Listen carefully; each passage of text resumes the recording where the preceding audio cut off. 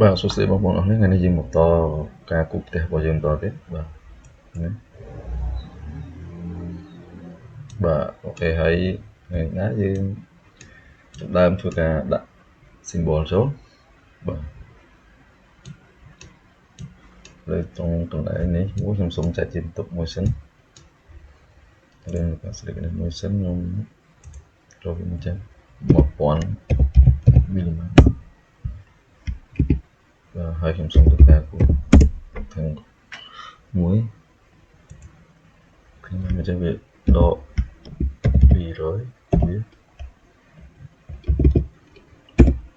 200ខ្ញុំ enter បាទនេះជាទីតាំងរបស់ទ្វារបាទបន្ទាប់មកខ្ញុំសូម copy នេះយកមកមុនខ្ញុំ edit enter នេះខ្ញុំសូម copy ទៅខ្ញុំ copy ទៅបាន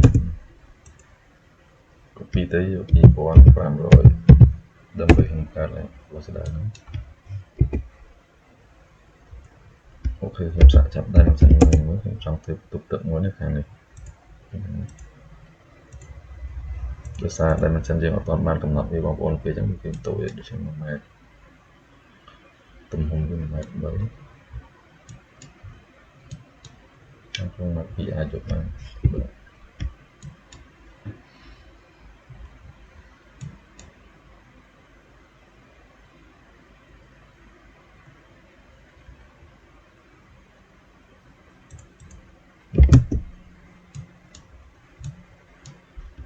ចាប់ដើមទៅម្ដង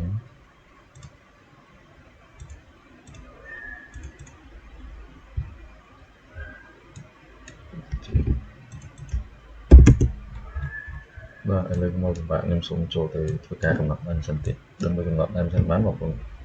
វាសឌីមួយមកហើយយើងស្គាល់វាមកបាទហើយយើងយកខាង new ឥឡូវនេះខ្ញុំយក scale វា100បាទ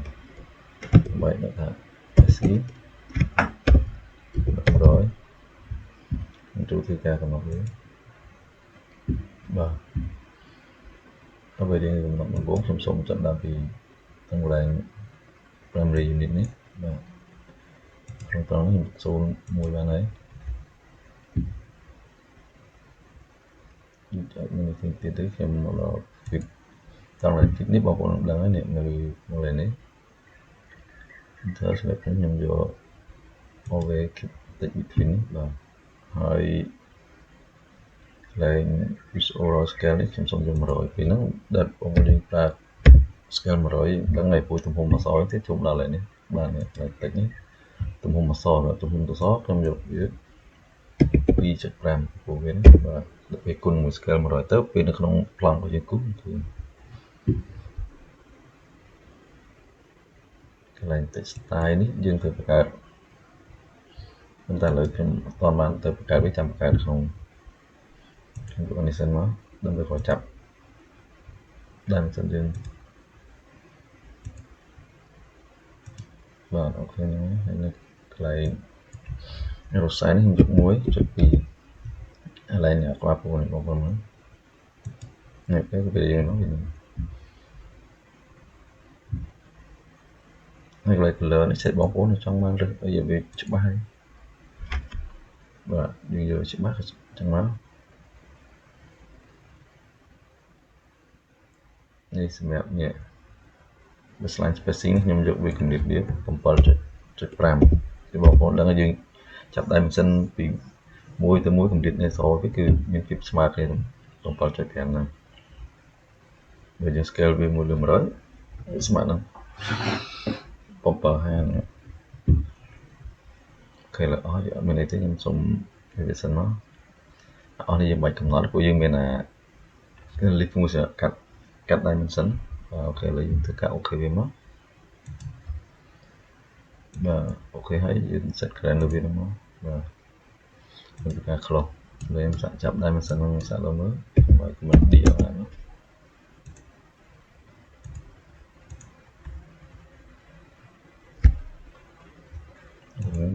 សម្រាប់យើងប្រើ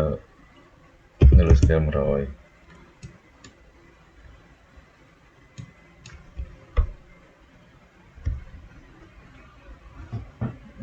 sợ nó trôi em sẽ bị tới đó rồi xong thì tìm sao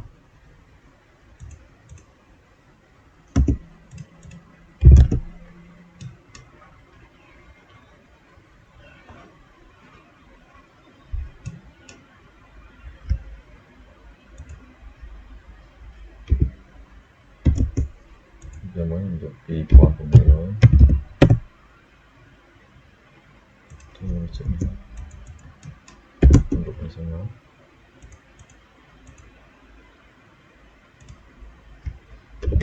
tính mà lấy trong tất cả các phụ tập người mát trong tất một ổn định rồi ta ấp đọc bạn rồi người ta đưa làm sao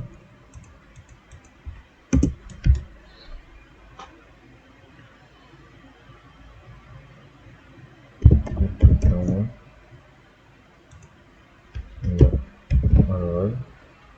biết một rồi số khổ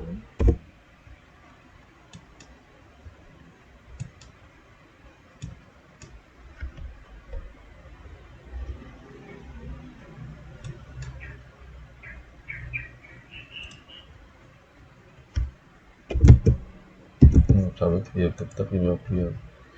vào rồi và tập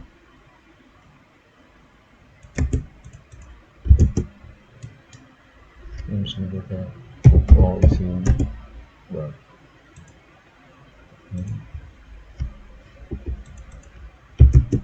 mình tránh một phía tập tập mình nhé đây giờ mình tập tập 12 đây mình sẽ một đặt công điện này mình tiếp mình bây được bài việc trên này khối mức lại trong lý dân tư về chỉ tại bài và đây chúng xin tiếp mình độ gì rồi đó gì rồi tiếp làm từ lớp gì rồi và nên chúng mình sẽ mong một con nữa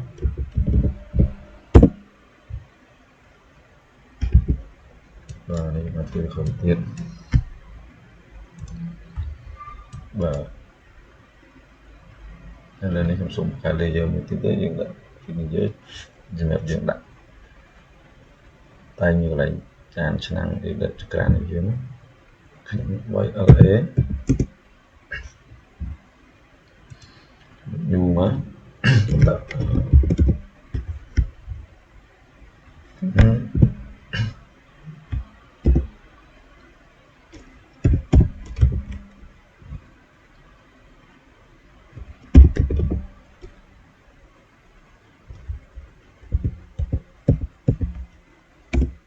Venture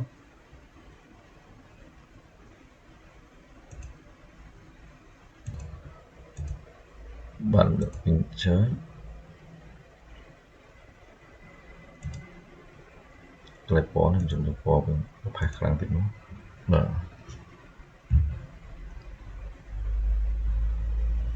chúng ta sẽ đưa video bạn không sao đó vậy enter chúng ta copy về nó chúng tôi chia lại counter đã kháng cái nó không xong được về tôm hùm bày tắt về thông tin bày tử thông tin luôn tầm bao tắt lại nó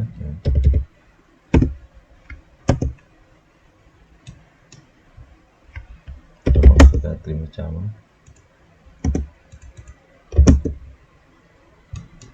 ini sẽ là mình dòng như thế và enter tiếp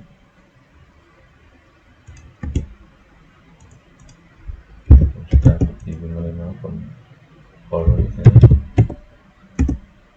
mình được chào nó mình được cho nó rồi bạn ấy chọn là cho mình sẽ có sẵn rồi con rồi nhiệt độ bày tắt nó ដូច្នេះសម1.8 បាទអូខេខ្ញុំចុច copy នេះមក1.8 ទៀតមកបាទ1.8 អូខេចាំ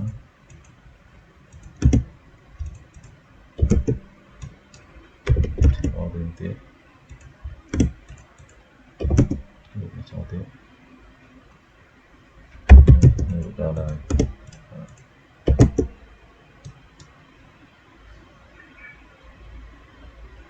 ខ្ញុំនឹងយកវាមក1.8ដែរ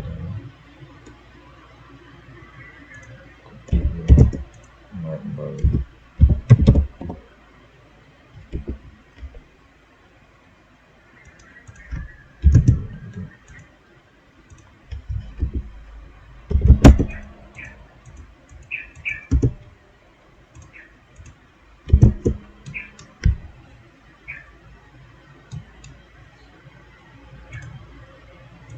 បី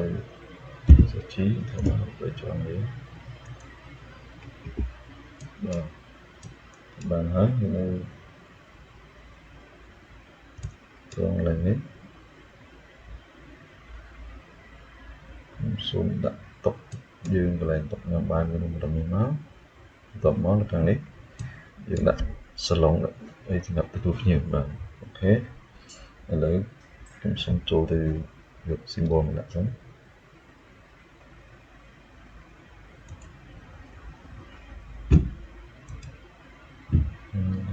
D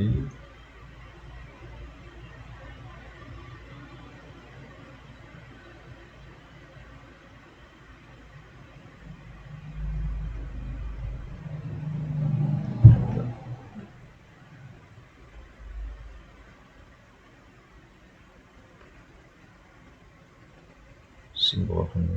which option of one for answer bao số này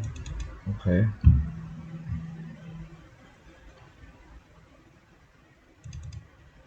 tự symbol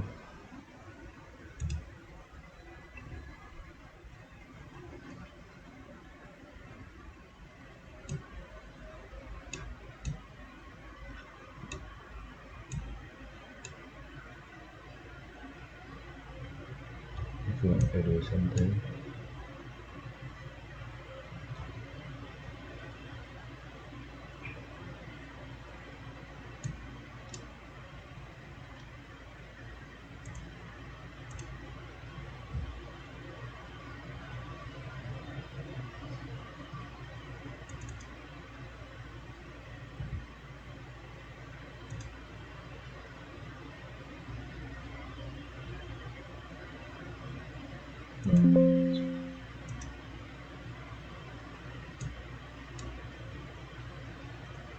một cái symbolច្រើនសូមយើងឲ្យឆ្នាំហ្នឹង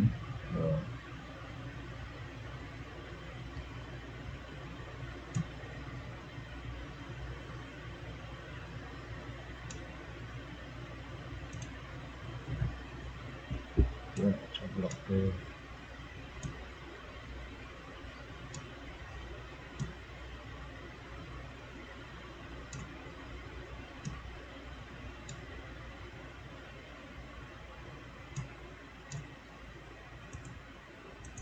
Control C teman yang akan sekarang dulu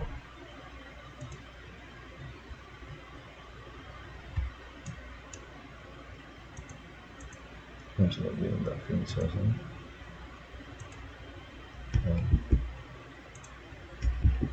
yang sekarang blok dia namanya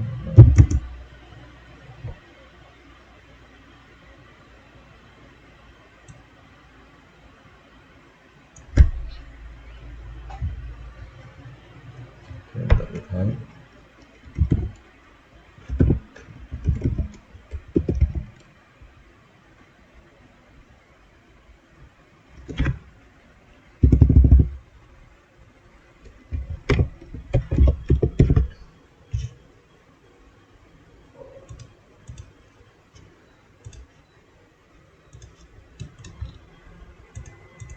trong sampai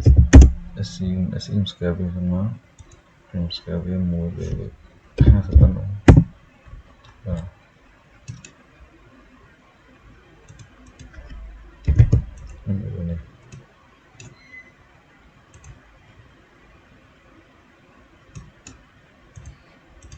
banyak SMT klik mới trong bài số O như thế này.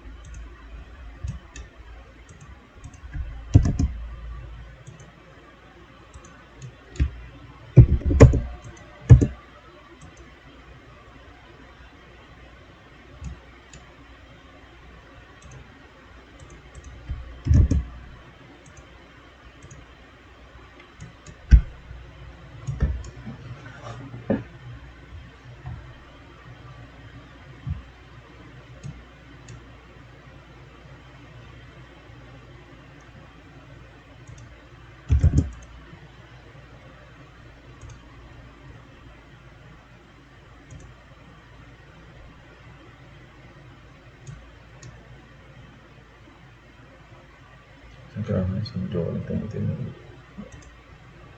jadi kan untuk si mana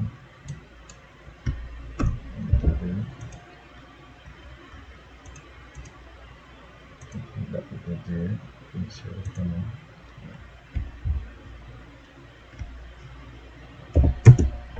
belakang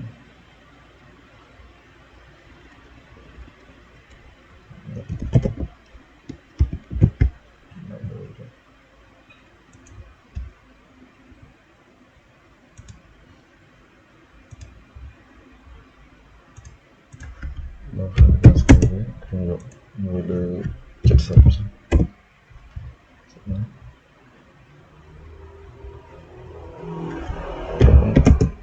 tunjuk tadi Hasan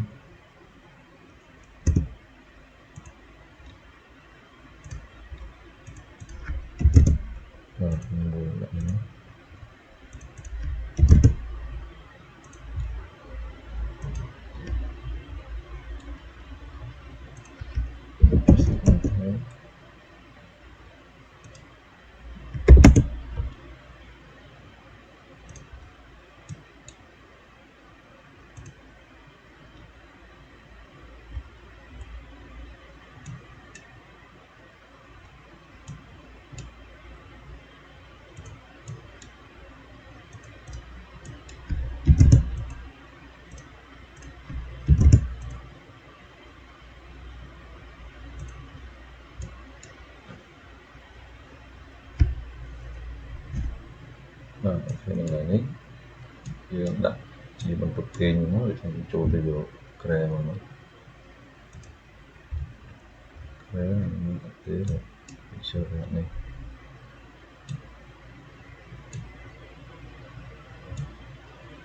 mau kayak cantik video mana kemana sangat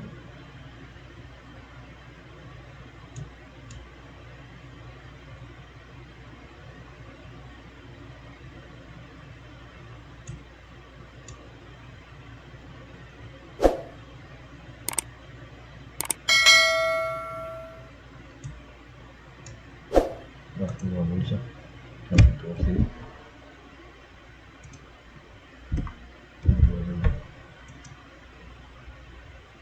ini fokus ke sini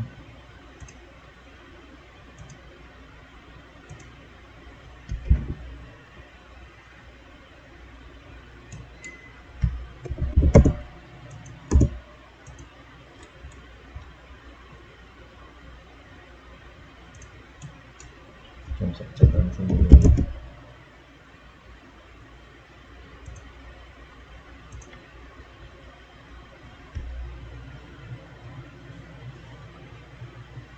kalian kecil aja pemain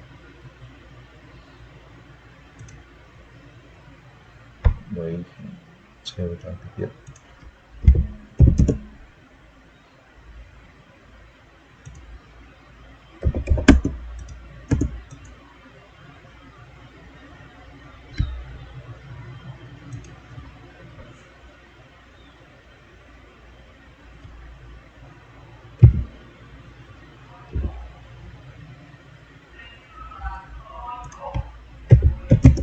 tadi misal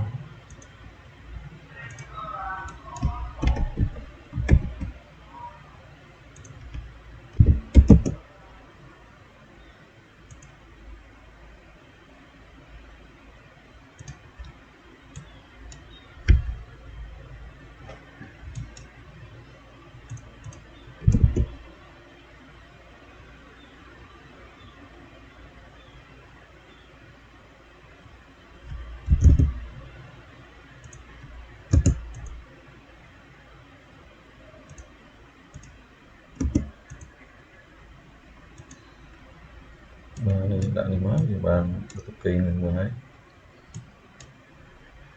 tập bóng là này dương cả đã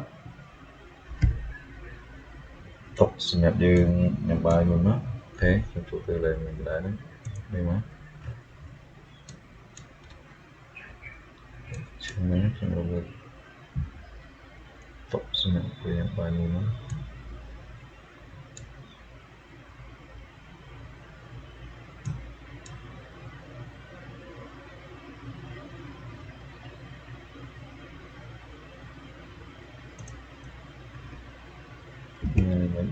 mình bỏ một cái snap con snap theo trong sinh cục giờ đã về một cái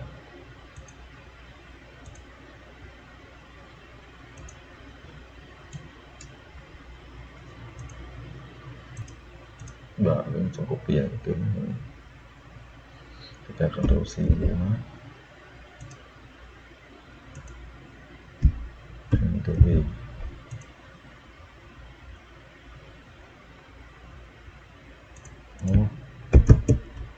belum cek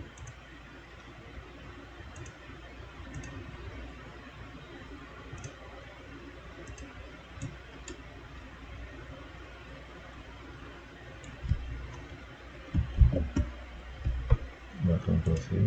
untuk V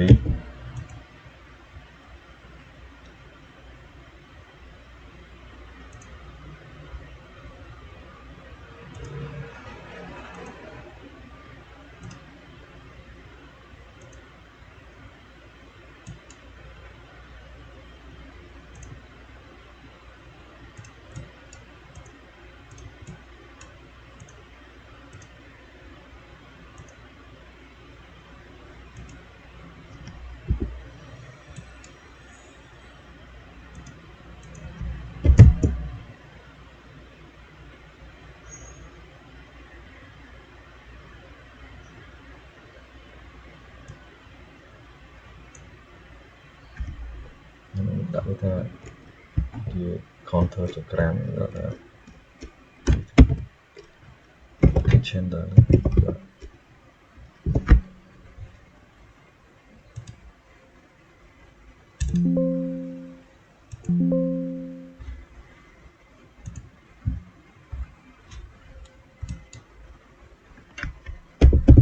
gas cái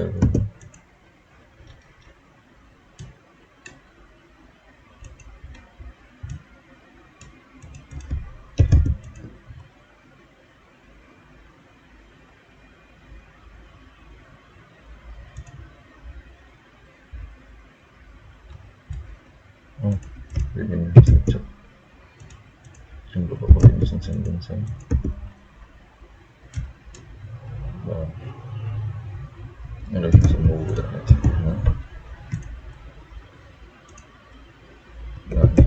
scale nó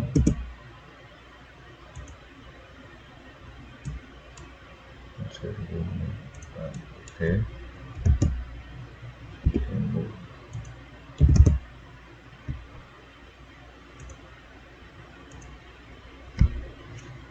ok mới xong rồi đấy tụi đặt tục làm bài này nữa được tục làm bài này nữa được không được nữa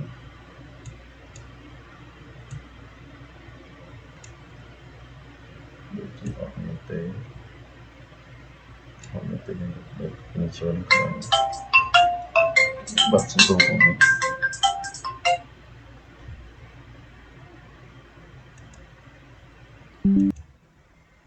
và lúc này không trùng mình lại chọn tu sát thì không càng gì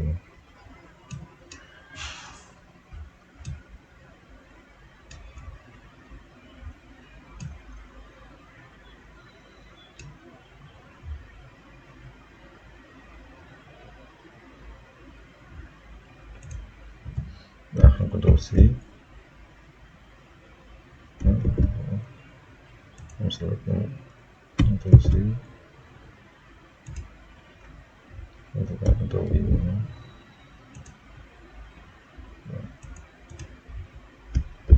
sẽ mua được làm rồi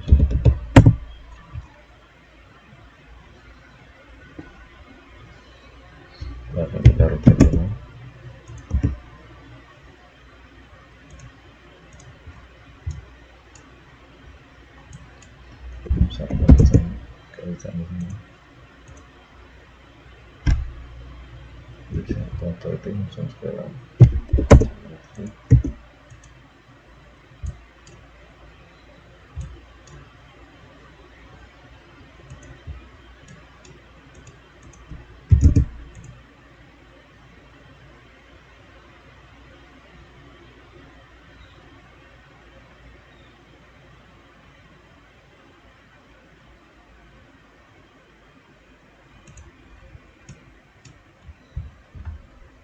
penengah aja ya enggak selain itu belum tenang misalnya sampai itu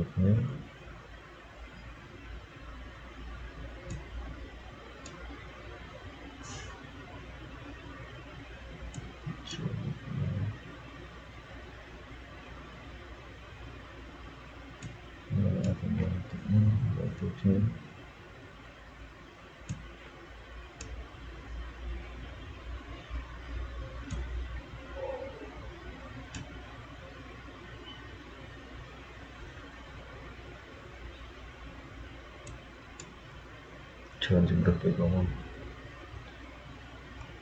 bisa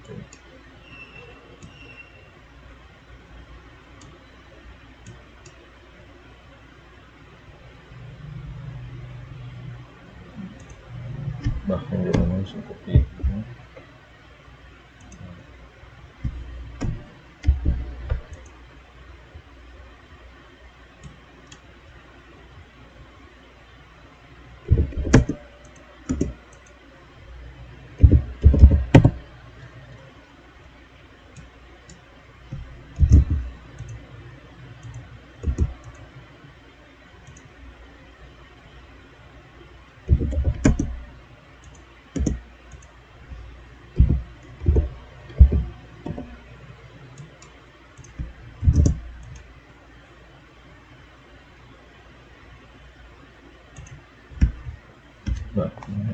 mà thấy bộ ngon lắm và lấy những chất đơn thì chặt hai cái chuông sang về chuẩn thơ hai cái nhập một cái chứ ngồi vô select nhé rồi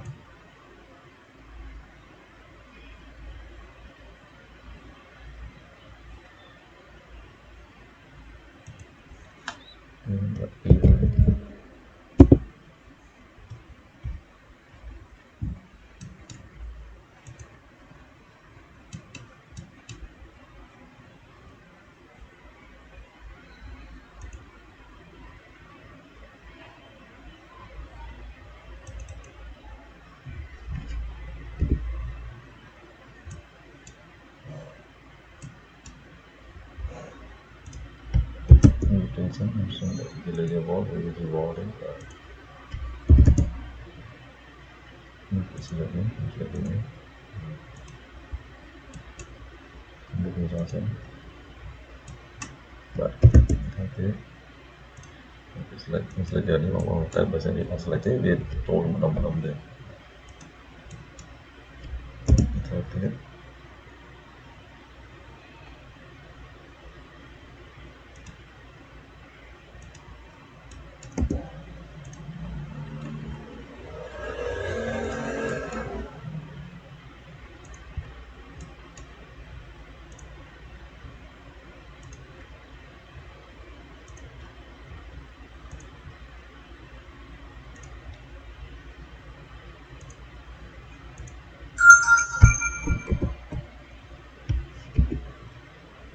cái sai được cái mặt gì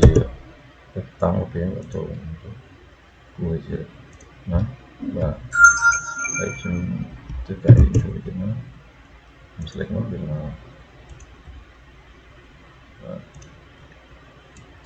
ok một cái trong toàn tế một của đi tại vì một cái thì chọn đoạn mình rồi chỗ này và đây ở những đặt hạ hết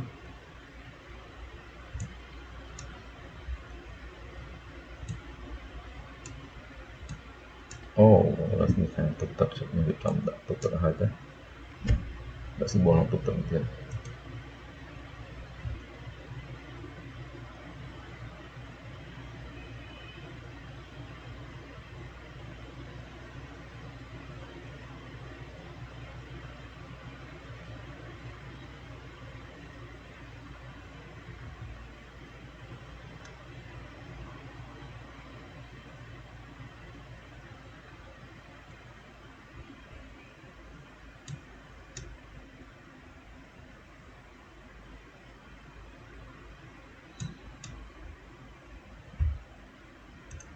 Oh, oke, kita coba deh. Industri.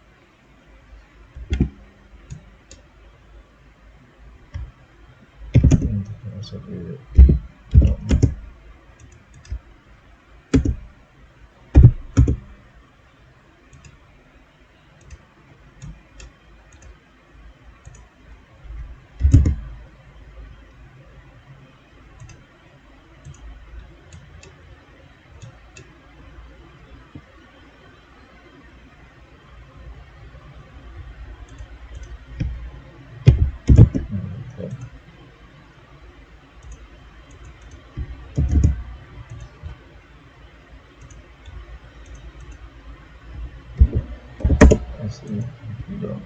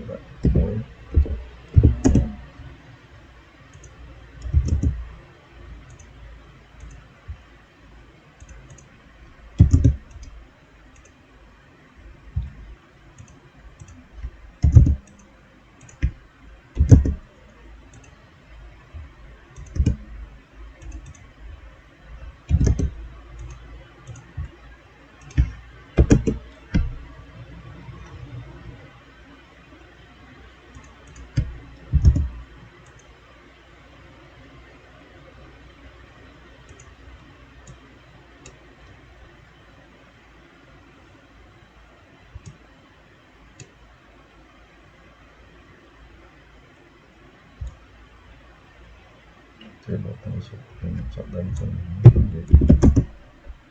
mantap, mantap.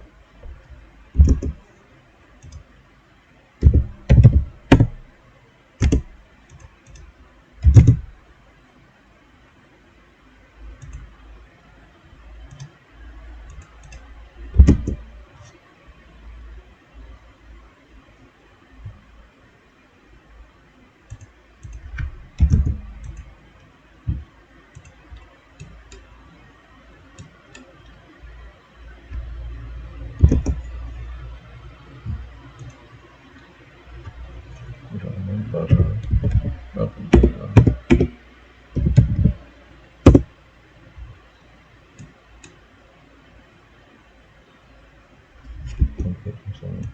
cho bên rồi nó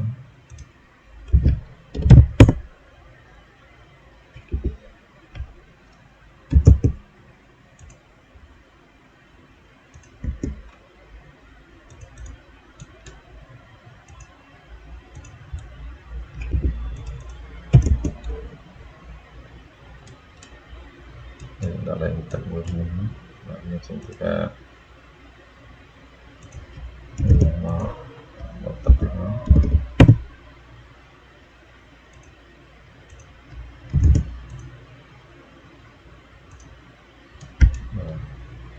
ok đây là hai tập ở dưới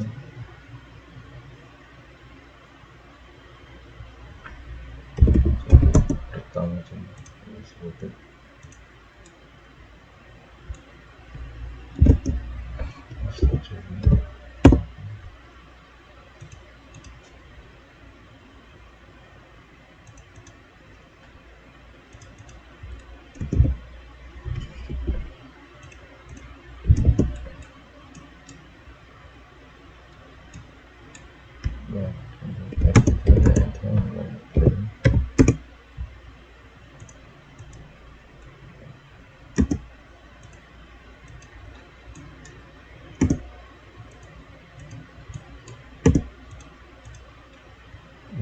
tiền người thì tự động hai tập đang trong tập nó ok lấy cái rồi bỏ ổ chụp cho nó khác